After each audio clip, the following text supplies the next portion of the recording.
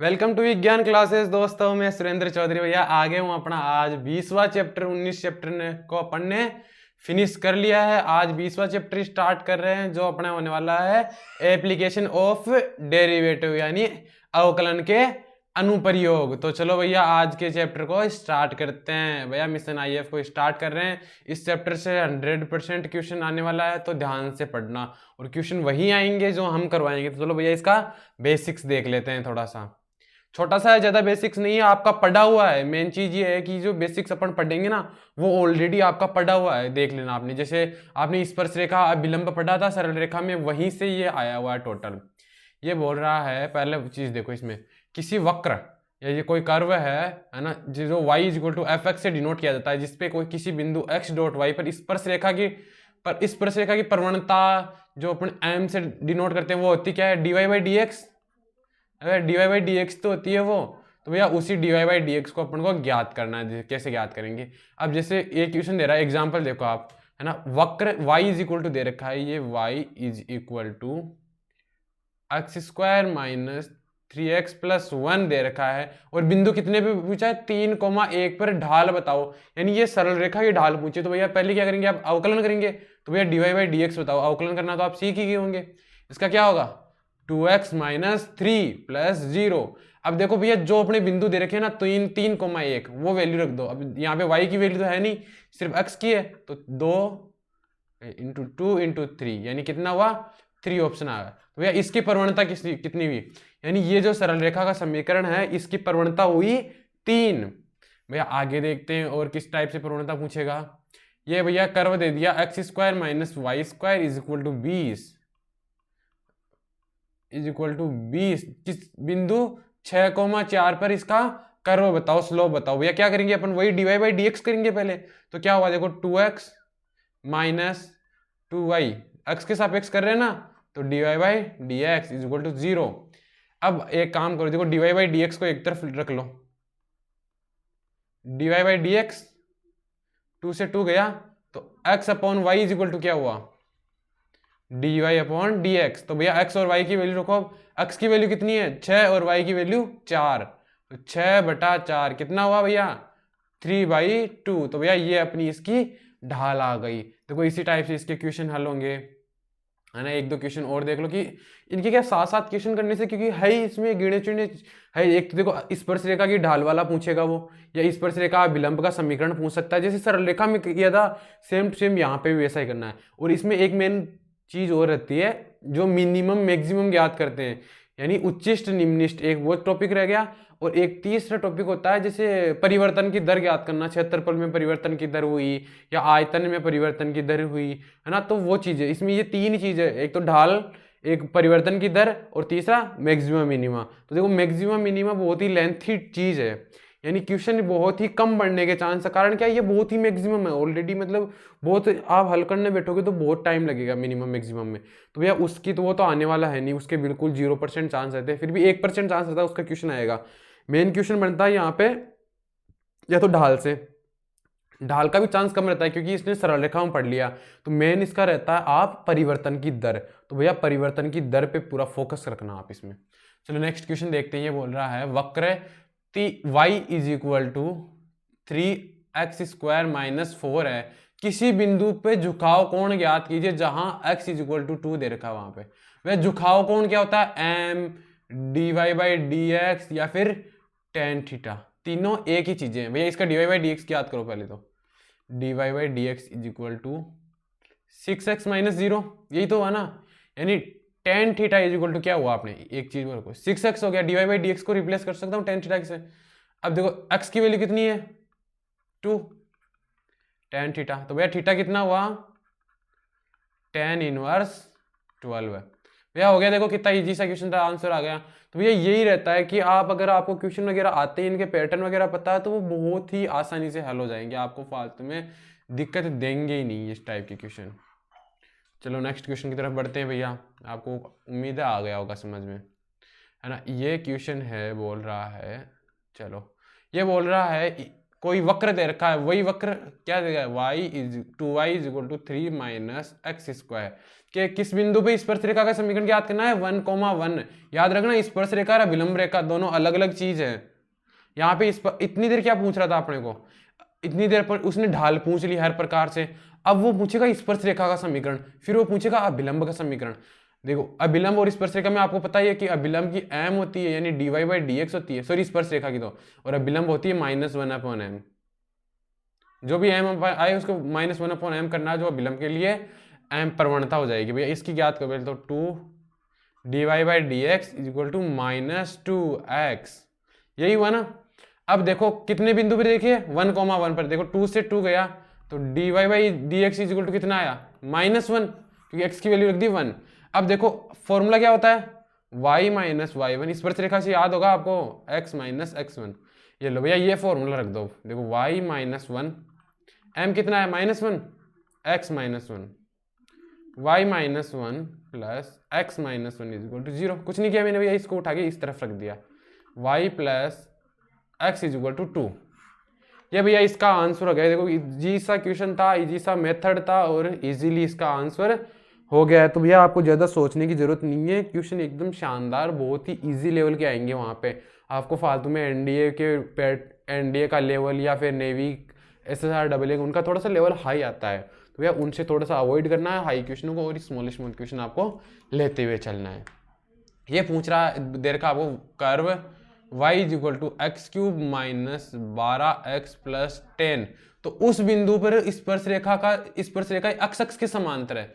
भैया अक्ष के समांतर है, मेरी बात सुनो, अक्ष के समांतर इसके भैया थीटा का कोण कितना हुआ, 0 डिग्री, यानी ये दे रखा है tan theta is equal to 0, यानी dy/dx है उसका वैल्यू 0 दे रखा है, और वो बिंदु ज्ञात करना जहां पे ये होगा। तो भैया बिंदु कैसे करेंगे, पहले dy/dx ज्ञात करो आप, 3x स्क्वायर माइनस 12।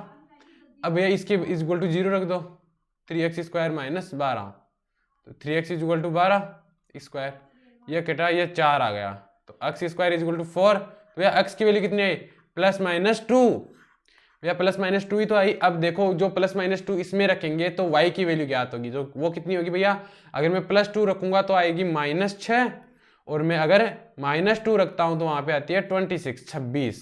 तो भैया इस टाइप से ये क्वेश्चन हल होंगे। अब देखो दोनों बिंदु आपके पास आ गए। अब यही देता कि वो अभिलंब जो है दे रखा है वो अभिलंब रेखा है, स्पर्श रेखा की अभिलंब रेखा होती तो फिर 1/0 होता, तो भैया वो पूरा 4 पद ही 0 हो जाता, इसलिए इसने ये दिया है। तो भैया इस हिसाब से वो अलग अलग क्वेश्चन पैटर्न बना सकता है। तो आपके लिए आपको तो करना क्या है भैया, मेन चीज एक ही है, हर प्रकार का कोई भी टाइप का क्वेश्चन आए उसके लिए पहले से प्रिपेयर रहो। अगर आप प्रिपेयर हो तो फिर आपको टेंशन लेने की जरूरत ही नहीं है, और अगर आप विज्ञान क्लासेस के साथ हो तो 100% आप प्रिपेयर जरूर रहोगे। अब ये बोल रहा है देखो एक कर्व है, क्या है वो कर्व देर क्या रखा है, एक बार इसको थोड़ा सा आपके लिए, हाँ भैया ये दे रखा है, इसने बोला एक कर्व है जो वक्र क्या दे रखा है, x square plus y square is equal to 25, ये कर्व है ना। उस बिंदु के नियामक ज्ञात कीजिए, कोऑर्डिनेट्स बताओ जो स्पर्श रेखा 3x minus 4y plus 7 is equal to 0 के समांतर है। अगर कोई स्पर्श रेखा या कोई भी रेखा किसी के समांतर हो तो क्या होती है, m1 is equal to m2, भैया आपको बताया था ना, और लंबवत हो तो m1 into m2 is equal to -1, ये आपको बताया हुआ है भैया, सरल रेखा में पढ़ाया हुआ है। तो भैया वही यहाँ से dy/dx निकालो, फिर जो इस समीकरण से इसका dy/dx आएगा उसके इज इक्वल टू रख दो, तो भैया यानी उस m के, तो भैया इसका m निकालो आप, तो हो गया 2x plus 2y dy/dx is equal to 0। तो भैया dy/dx कितना आया वो बताओ मेरे को, वो आ गया -x/y, एक आ गया अपने पास एक पहला। अब दूसरी चीज क्या दे रखी है, उसने दे रखा है 3x minus 4y plus 7 is equal to 0, तो भैया मैं लिख सकता हूँ 3x plus 7/4 is equal to y। भैया इसका m कितना है, y is equal to mx plus c से कंपेरिजन करो तो m कितना हुआ 3/4, यानी -x/y इज इक्वल टू 3/4 आया। ये चीज समझ में आई आपको कैसे आई कि इसका m और इसका m दोनों इक्वल है, क्योंकि भैया सरल रेखा की ढाल है, दोनों बराबर होंगी। तो यहाँ पे भैया मैं y की वैल्यू निकालूँ तो क्या आएगा -4x is equal upon 3, y की वैल्यू आ गई, ये समीकरण 2 दे दो। अब एक चीज देखो अपने पास क्या आया, y की वैल्यू आ गई, समीकरण इसमें रखोगे है ना, तो फिर अपने पास क्या है ये x की वैल्यू, है ना, और इसी टाइप से आएगी y की वैल्यू। तो भैया वो वैल्यू क्या आएगी आपके पास, ये देखो 3 -4 और -3,4, यानी एक चीज माइनस में है तो दूसरी प्लस में, और दूसरी प्लस में तो एक माइनस में। तो इस हिसाब से आपके ये क्वेश्चन भी सोल्व हो जाएगा। आशा करता हूँ भैया, जो करना था वो मेन चीज तो यही थी, m1 = m2 बताना और इन दोनों को कंपैरिजन करना। अब कुछ नहीं करना, y की वैल्यू समीकरण ऊपर वाला है मेन कर्व दे रखा है उसमें रखो और x और y दोनों की वैल्यू निकाल लो। नेक्स्ट क्वेश्चन की तरफ बढ़ते हैं भैया। ये बोल रहा है, देखो वक्र दे रखा है, क्या कौन सा दे रखा है, x³ = y²। अभिलंब का समीकरण बताया 1,1 पे। तो अभिलंब क्या आएगा कि इससे जो dy/dx आएगा यानी m आएगा उसको -1/m करना, यानी m2 जो m1 आएगा वो इस टाइप से आएगा, ये लिखना है बस आपको, तो ये याद रखो। अब भैया यहां से करो, देखो 3x² = 2y dy/dx, y 1 value रखो दोनों की, 3/2 dy/dx आ गया ना। अब यहां से ये m1 की वैल्यू आ गई अपने पास, m1 की। अब इससे m2 वैल्यू याद करो, तो m2 की वैल्यू कितनी आई, -2/3। यहां से इससे इस फॉर्मूले से निकालूंगा ना मैं, तो भैया m आ गई आपके पास, तो y - y1 = m x - x1 की समीकरण तो सेम होगा, लेकिन अभिलंब के लिए m की वैल्यू थोड़ी सी चेंज हो जाएगी, जो आ रही है उससे -1/m कर दो भैया। तो y - 1 = -2/3 x - 1, तो इसको लिखूंगा मैं 3y - 3 + 2x - 2 = 0। भैया मैंने इस 3 को इस तरफ गुणा कर दिया और इसको इस तरफ ले आया। अब हल कर दो, कितना हुआ, 2x + 3y - 5 = 0। ये लो भैया आंसर आ गया आपके। भैया इसी टाइप से इन टाइप के क्वेश्चनों को हल करना। ये भैया वैसे तो आपको करवाए हुए क्वेश्चन ये टोटल जो पढ़ रखे हैं विलंब सरल रेखा में, लेकिन फिर भी एक रिवीजन के तौर पे आप इसका देख लो। भैया मेन ये चीज आपको बहुत ही अच्छी तरह से पढ़नी होगी, तो भैया इसको थोड़ा सा लेंथी कर देते हैं। अब भैया आपने फिजिक्स की क्लासें आप ले रहे होंगे, अगर फिजिक्स की क्लासें लिए तो ये 100% आपको समझ में आ जाएगा क्वेश्चन अभी, क्योंकि ये चीज सेम पूरी की पूरी फिजिक्स से उठाई हुई है। जो समय की दर ज्ञात करते हैं फिजिक्स को, फिजिक्स में मेन चीज होती है भैया, आप ये मत समझो जो अवकलन होता है वो मैथ में भी आता है, फिजिक्स में भी अवकलन आता है। अगर आपने 11th 12th पढ़ी है तो 11th में स्टार्टिंग ही पहले तो यूनिट से होती है, फिर अवकलन समझाया जाता है आपको। अगर आपके सर ने अच्छी तरह से पढ़ाई है तो भैया पहले आपको फिजिक्स में वो यूनिट वाला मात्रक और विमा समझाई होगी, फिर उसके बाद अवकलन की क्लास भी ली होगी उन्होंने, जो 11th 12th में लेते हैं। यहाँ पे एयरफोर्स वाले में तो बैच में तो उतनी आती नहीं है, लेकिन हाँ 11th 12th के अगर सर ने पढ़ाया ना तो वहाँ पे आपको जरूर मिलेगी है। आगे देखो भैया ये बोल क्या रहा है, जैसे मैंने बात की, देखो dy/dx में प्रयोग मापी में दर कुछ नहीं है, आपको ये ज्ञात करना। बताऊं क्या, विस्थापन होता है s, यानी डिस्टेंस होती है। अगर मैं इसमें समय के सापेक्ष परिवर्तन करूं यानी ds/dt, यानी इसका एक बार अवकलन करूं तो जो बन के आया ना वो होता है v, यानी वेग आ जाता है वो। अगर जब मैं वेग में परिवर्तन ज्ञात करूंगा dt, या फिर मैं बात करूं ds/dt², सॉरी ये यहाँ पे आएगा d2s/dt², तो भैया ये आता है त्वरण, ये याद रखना। और अगर ये चीज जब आप ज्ञात करने की या कोई संख्या आ जाए यानी अचर पद आ जाए तो भैया उसका त्वरण होता है नियत। ट्यूशन करेंगे तो आपको समझ में आएगा ये चीज समझ लो। 3 चीज कि जब मैं s का अवकलन करूंगा तो मेरे को v प्राप्त होगा, यानी दूरी का अवकलन करने पे वेग प्राप्त होता है, समय के सापेक्ष परिवर्तन करने पे या अवकलन करने पे। और वेग का अवकलन करूंगा तो मेरे पास आएगा त्वरण, या फिर मैं दूरी का 2 बार अवकलन करूं, वो एक ही चीज होगी, आप कुछ ज्यादा कुछ नहीं, बस ये चीज समझ लो। अब देखो क्वेश्चन देखो वो क्या बोल रहा है, ये बोल रहा है एक कण, है ना, इसमें 2 क्वेश्चन पूछे आपको। एक कण किसी सरल रेखा पे इस प्रकार चलता है कि t सेकंड बाद उसकी जो दूरी होती है वो कितनी होती है, s = आपको नहीं दिख रहा हो तो ये लो,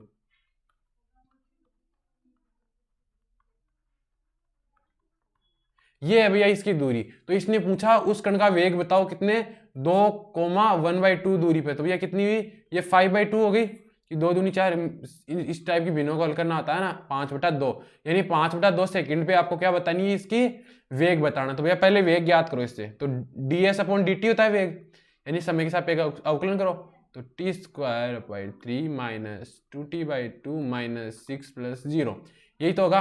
अब देखो ये क्या हुआ, T square minus T plus 6, T square minus T plus 6। भैया 5/2 रखो यहाँ पे। अब तो ये 5/2 का स्क्वायर माइनस 5/2 प्लस 6।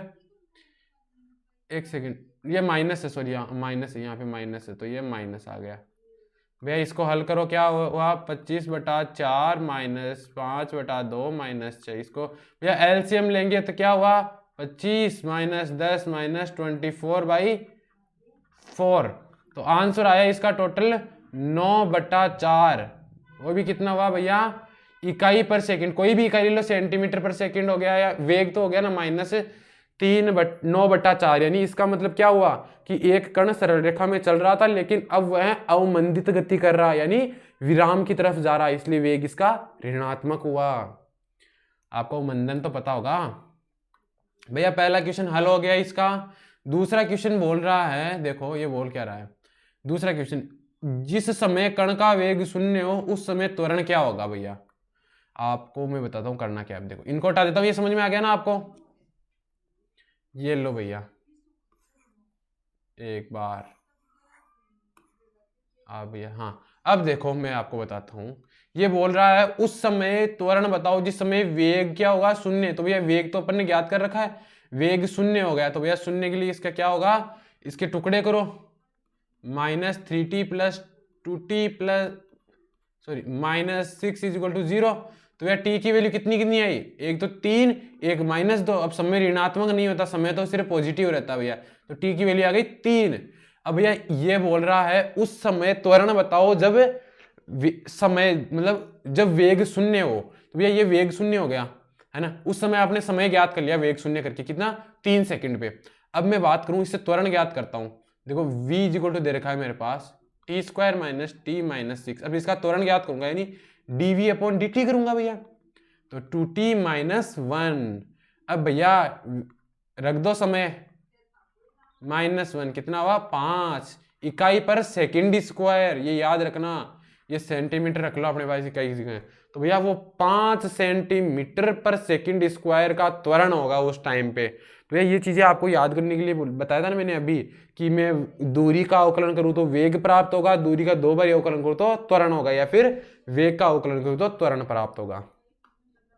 एक बार ये बताओ, अगर मेरे पास टाइम नहीं दे रखा होता, सिर्फ वेग के लिए ये आया, त्वरण आ गया उसका कितना 2t - 1 आया। एक बार इनको हटा देता हूं मैं। एक बार त्वरण क्या हुआ एक चीज समझाना आपको बस, जो आपको फिजिक्स में भी काम आएगी। त्वरण याद रखना यहाँ से कितना है। त्वरण है भैया इसका ए या dv/dt कितनी है 2t - 1। अब यहां से एक चीज समझ में आई। अब भैया मैं आपको पूछूं यहाँ पे त्वरण बताओ, है ना, तो 3 कंडीशन होती है अपने पास, त्वरण घट रहा है, त्वरण बढ़ रहा है, या त्वरण निश्चित है। तो भैया इस टाइम पे क्या हो रहा है मेरे को बताओ आप। त्वरण घट रहा है यानी टी का मैं कोई भी वैल्यू लूं तो त्वरण अगर समय के साथ बढ़ रहा है या घट रहा है ये बताना है मेरे को। तो भैया समय के साथ क्या हो रहा है, ये बढ़ रहा है, क्योंकि मैं जैसे जैसे टी की वैल्यू बढ़ाऊंगा त्वरण का मान ऑटोमेटिक बढ़ता जाएगा।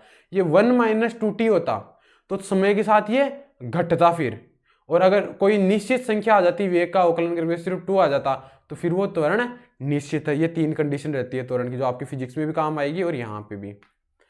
अब ये एक चीज और देखो, एक चीज होगी त्वरण मतलब परिवर्तन की दर, एक पैटर्न हो गया अपन ने कि समय के साथ अगर कोई वेग दूरी बढ़ रही है तो। अब दूसरे पे बात आती है आप क्षेत्रफल या आयतन, उनमें किस हिसाब से ज्ञात करते हैं। ये बोल रहा है देखो, किसी वृत्त की त्रिज्या 6 सेंटीमीटर की समरूप गति से बढ़ रही है। देखो dr यानी dt के सापेक्ष बढ़ रही है, यही तो बोल रहा ना, कितनी 6 सेंटीमीटर। अगर आपको ये समझ में नहीं आ रहा ना कि हाँ dr/dt कैसे लिखा, भैया इसकी इकाई देखो सेंटीमीटर पर सेकंड, तो ये सेंटीमीटर पर सेकंड, ये 6 सेंटीमीटर से बढ़ रही है dr/dt। और इसकी त्रिज्या देख कितनी रखी है 50 सेंटीमीटर। तो भैया ये क्या है, वृत्त है। तो भैया वृत्त का क्षेत्रफल बताओ मेरे को, ए क्या होता है, ए क्या होता है πr²। और पूछा क्या है क्षेत्रफल में वृद्धि की दर, तो क्या पूछा है dA/dt पूछा है। तो ये क्या होगा पाई ऐसा का ऐसा, r का अवकलन करो तो 2r और dr/dt, क्योंकि समय के सापेक्ष करना है। अब भैया पाई की वैल्यू पाई रखो इंटू 2, r कितना दे रखा है 50 और ये कितना देगा 6। तो 6 पंजे कितना हुआ 30, यानी 300 इंटू 2 600, 600 पाई कितना, इसकी वो क्या रखोगे सेंटीमीटर स्क्वायर पर सेकंड। इकाई ध्यान रखना, इकाई से भी रिलेटेड रहता है यहाँ पे, क्योंकि इसकी क्षेत्रफल की इकाई क्या आती है सेंटीमीटर स्क्वायर, और परिवर्तन की दर पूछी है तो सेंटीमीटर पर स्क्वायर, याद रखना भैया। नेक्स्ट इस टाइप के क्वेश्चन आपके आएंगे और इकाई वाले भी आएंगे, एमसीक्यू टाइप क्वेश्चन कराऊंगा तो वहां पे कराऊंगा। ये बोल रहा है देखो किसी फलन कोई वाई दे रखा है ना, तो उसमें एफ डेस एक्स सर्वप्रथम मिनिमम निकालने का या मैक्सिमम निकालने का तरीका होता है।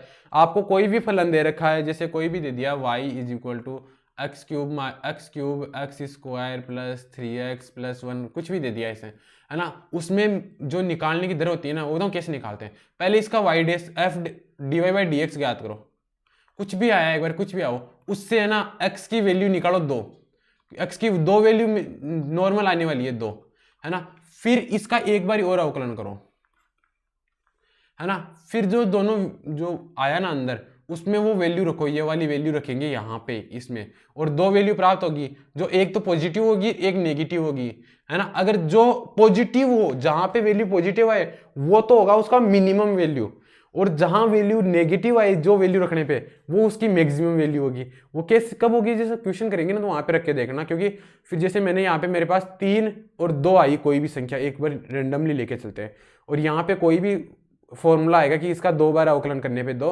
है ना। अब मैं जब 3 रखा यहाँ पे तो मेरे पास आ रहा है पॉजिटिव आंसर, है ना, और 2 रखा तो यहाँ पे आ रहा है नेगेटिव आंसर। एक बार मान के चलो जो नेगेटिव रखने पे आया ना, यानी 2 रखा तो मैं यहाँ पे नेगेटिव आया, वो 2 आप इसमें रखो, फिर जो y की वैल्यू आएगी ना वो मान लो 35 आई एक बार, है ना, और जो मैं अगर यहाँ पे जो पॉजिटिव वाली वैल्यू रखूंगा ना वो हमेशा इससे छोटी आएगी, जो जहाँ पे नेगेटिव आए वो तो यहाँ पे मैक्सिमम वैल्यू देगा, और जहाँ पे ये पॉजिटिव आए वो यहाँ पे मिनिमम वैल्यू देगा। इस टाइप के क्वेश्चन होते हैं। तो भैया इसके बेसिक्स है ना यहाँ पे खत्म करते हैं। अब देखो मिनिमम मैक्सिमम का मैंने क्वेश्चन नहीं करवाया यहाँ पे, क्योंकि भैया इसका आता भी नहीं है। अपन एमसीक्यू टाइप क्वेश्चन में इसका एक क्वेश्चन जरूर करेंगे, 1-2 क्वेश्चन जरूर करेंगे, बाकी यहाँ पे कोई जरूरत नहीं थी तो अपन ने नहीं लिया। बस आपको करना क्या है, आपको हाँ जैसे लूसेंट की बुक से ये क्वेश्चन मैं करवा दूंगा, 25 क्वेश्चन अपना जो रोज का टारगेट रहता है, उसके अलावा आप 25-30 क्वेश्चन और कहीं से अरेंज कर लो, यानी लूसेंट वगैरह की बुक हो गई, या फिर आपके पास कोई और अदर कॉम्पिटिटिव एग्जाम की बुक है एयरफोर्स के लिए तो आप एसके वगैरह की वो ले लो, क्योंकि एसके में थोड़ा सा लेवल हाई आता है, एरियन एसके। अगर एयरफोर्स के लिए लूसेंट एक परफेक्ट चीज़ है, मैं बताऊँ ना वहाँ पे, है ना, अगर आप वो लो ना राय लो तो लूसेंट की परफेक्ट बुक होने वाली है आपके लिए, है ना। तो भैया आपको करना क्या है ना, अब सिर्फ अपन ने जो जितना करना था इसका बेसिक्स कर लिया है ना। अब अपनी नेक्स्ट क्लास होगी जो एमसीक्यू टाइप क्वेश्चन होंगे, क्वेश्चन वही जो एग्जाम में आने वाले हैं। और आपको अगर कोई और कुछ भी प्रॉब्लम आ रही है, जीडी की क्लासों में कोई दिक्कत आ रही है, या आपको मेडिकल वगैरह के बारे में जानना है, तो उसकी प्लेलिस्ट अपन को पहले से डाल रखे हैं वीडियो उसके ऊपर, तो आप वहाँ पे जाके आई बटन में या डिस्क्रिप्शन में वो मिल जाएगी, आप वहाँ पे जाके देख लेना, और दोस्तों के साथ शेयर कर दो, चैनल को सब्सक्राइब कर दो, और बेल आइकन भी दबा दो कि आपको जैसे हम लाइव आए 5 बजे आप तुरंत वहाँ पे तैयार रहो क्लास लेने के लिए। तो भैया see you in the next session. और आपको कुछ भी प्रॉब्लम हो तो आइडिया आपको दी हुई है, वहाँ से आप मुझे कांटेक्ट कर सकते हो पर्सनली, आपकी हर टाइप से हेल्प की जाएगी। थैंक यू भैया।